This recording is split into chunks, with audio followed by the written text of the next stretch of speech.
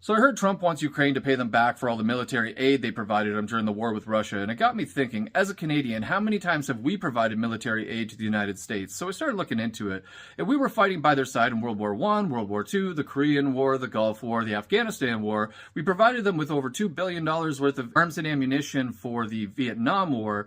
When they were attacked on 9/11, we were the first country to stand up for them. We provided them with our first responders. We took in thousands of their citizens when their planes couldn't land.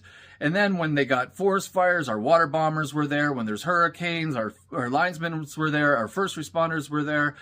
And yeah, I haven't seen any repayment for this. And, you know, I've brought this up to a couple Americans. They're like, oh, yeah, well, we protect you with our military. And it made me think, well, how many times have they actually protected us with their military? So I started looking into that. And it seems they haven't fired a single bullet in the name of saving Canada from anybody. In fact, the only country who's ever threatened Canada is the United States. Yeah, the only country who's ever attacked Canada.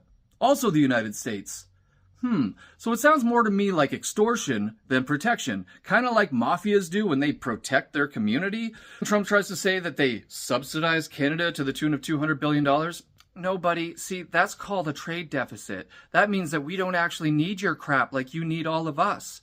And if you want to talk about subsidies, let's look into what we charge you for your oil, because it's well below market value. That's a subsidy.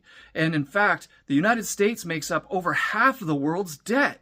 That's right, you're a welfare state. So before you start throwing stones, maybe do an audit on your own system. So let's put it this way. The United States has made it very clear that they don't have allies, and I don't know why we should provide them any more assistance at this point.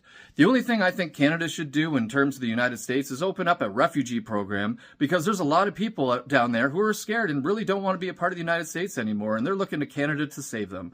So as far as I'm concerned, Canada should be talking to, California and other states who want to secede and see if they want to become a Canadian province. Just saying. With all they owe us, kind of makes sense.